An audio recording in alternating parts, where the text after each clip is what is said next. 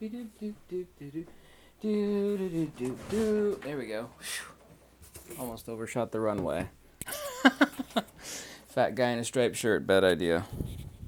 Ever notice all the important stuff that we would have loved to have learned that's really important to understanding life and nature was absolutely never taught to us in school?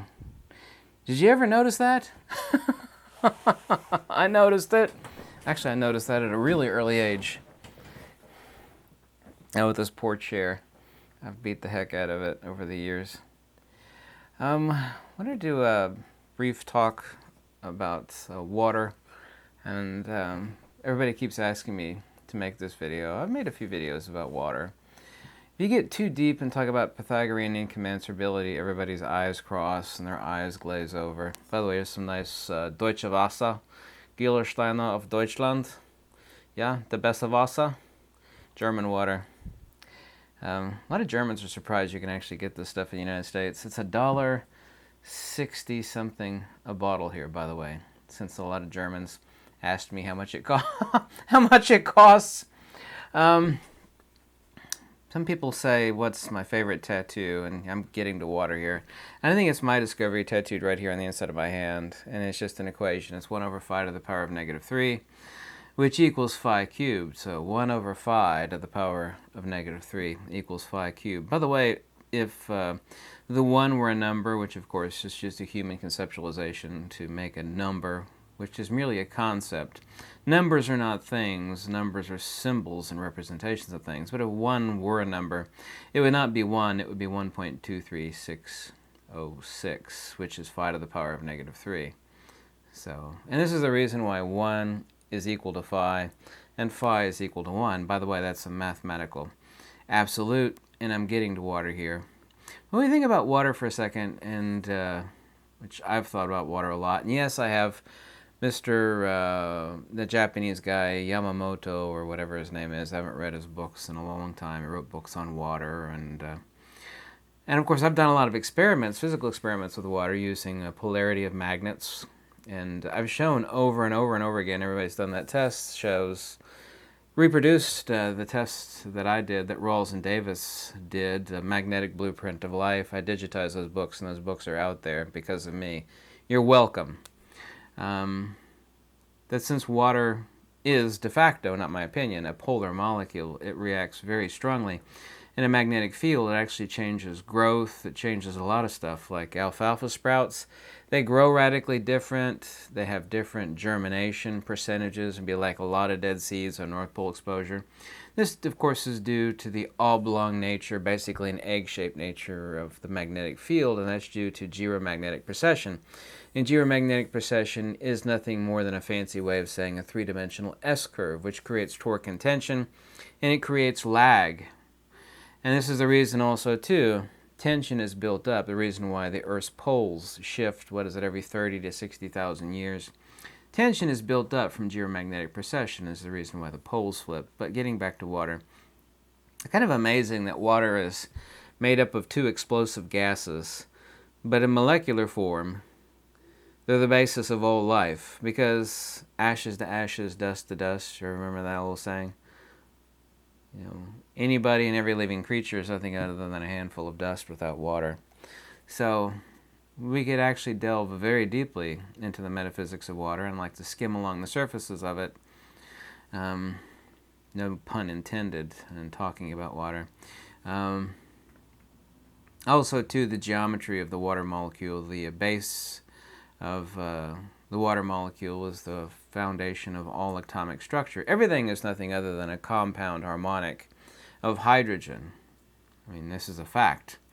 And of course, it's topped with also the other aspect of what is necessary for life, for us to respirate, which is oxygen. So water is the basis of all life, and the point of the pyramid, if you will, is oxygen itself, which is necessary for us to live.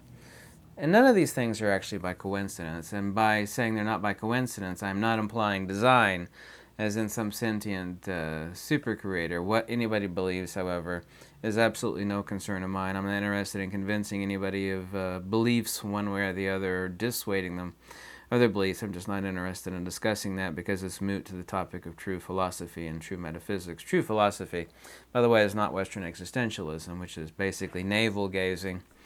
It means philosophia, the love of wisdom, meaning understanding the mechanics and works of the universe. And I've always been incredibly interested in that, way more than incredibly interested, actually. Anyway, the entire water molecule is a golden ratio harmonic of all life. But not only that, water is the only geometry in the universe that contains the perfect incommensurability of harmonic perfection. That's not my opinion.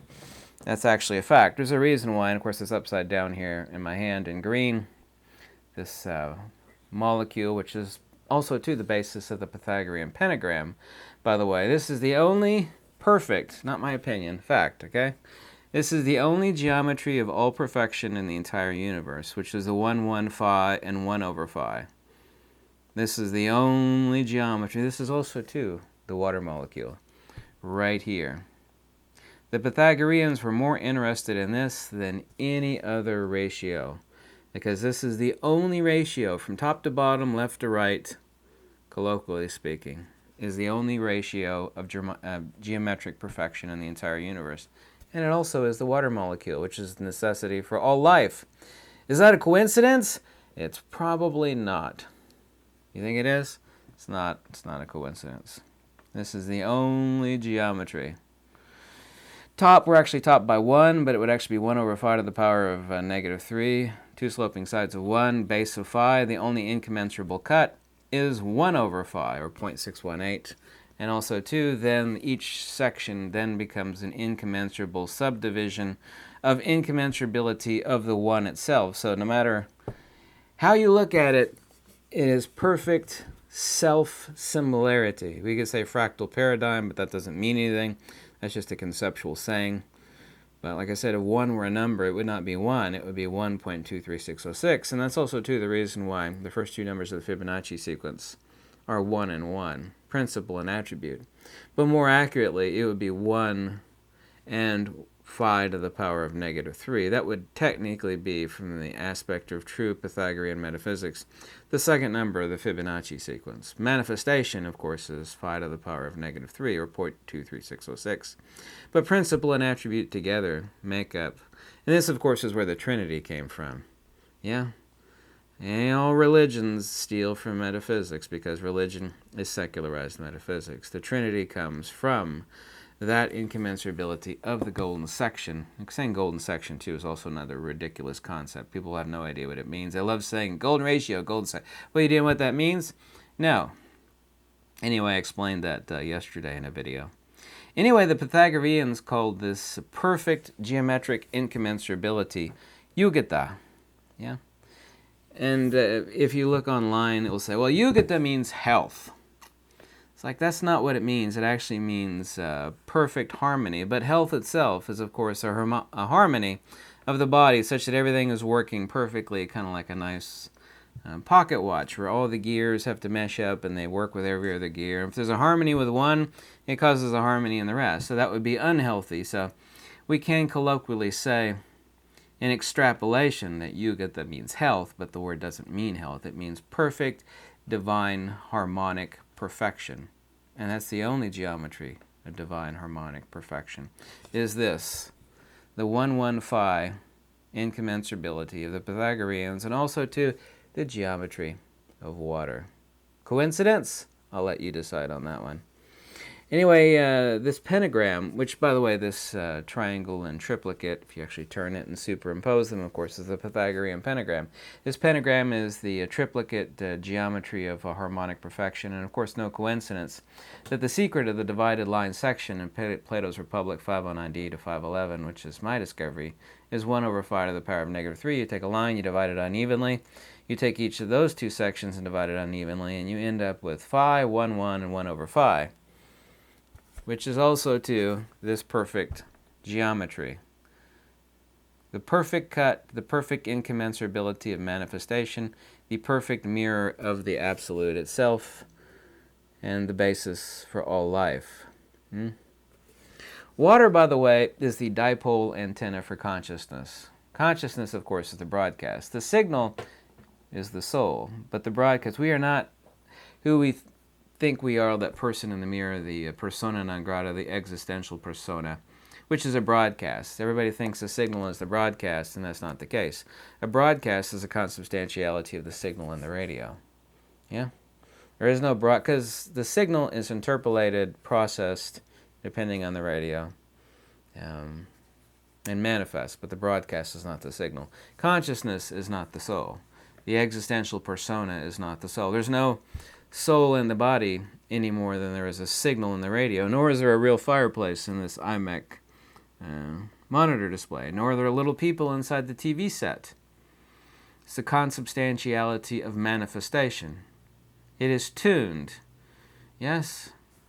This is tuning an image, a display. A radio is tuning a signal, and it's broadcasting it. Life, i.e. consciousness, which is directly equatable. Life and consciousness is the tuning of the signal. And I'm going to talk about the signal in this video because that would take forever to talk about. Getting back to water. The only way that life is able to be tuned, body, of course, would be the radio in a kind of roundabout sense, but the body is mostly dust. The dipole antenna of all life is necessitatively, irreducibly, without any default to possible other consideration, the dipole antenna of life is water. Without it, it's impossible. Even electrostatic charge, which of course is the thinking, cogitative process of empirical consciousness, has to propagate through water. The only molecule closest to the divine, and the only geometry that contains all perfect proportionality of what is divine and unific, is the water molecule, which is the same people, we all grew up kind of knowing, like, well, a pentagram, that belonged to Pythagoras. Well, what did it mean? What did the pentagram represent? Well, the pentagram is a triplicate of this triangle, which nobody thinks about either. But what is so specific about that specific triangle that the Pythagoreans, the wisest, the people who created the word philosophia, the love of wisdom, what was it so important about that? I mean, why that triangle over any other one? Like, well, that's the geometry of life, it's the geometry of perfection, it's the geometry of the divine, and it's the only means by which life is possible. Oh, yeah, they never taught me that in school. Yeah, they should have. By the way, here we have 1 over 5 to the power of negative 3 equals phi cubed. Phi cubed, by the way, is 4.23606. Minus 3, or the triplicate thereof, of course, is 1.23606, sort of the 1 itself, because 1.23606, from the standpoint of true metaphysics and Pythagorean logic, is the 1. 1.236, not that the 1 is a number. Don't take it too far, because numbers, as I've said many, many times, are just concepts. Yes, they're representations. They're not the thing itself, just as words are not the thing itself. I can't talk about spaghetti and feed a hungry person, right? It's a picture of a bowl of rice isn't going to feed anybody. Words, right? So let's not take that too far. Numbers are no different than words. They're just symbols and guideposts. But if the 1 were a number, it would be 1.23606, which is 1 in its attribute, which is phi to the power of negative 3. But they're not two different things. They're one thing, excuse me.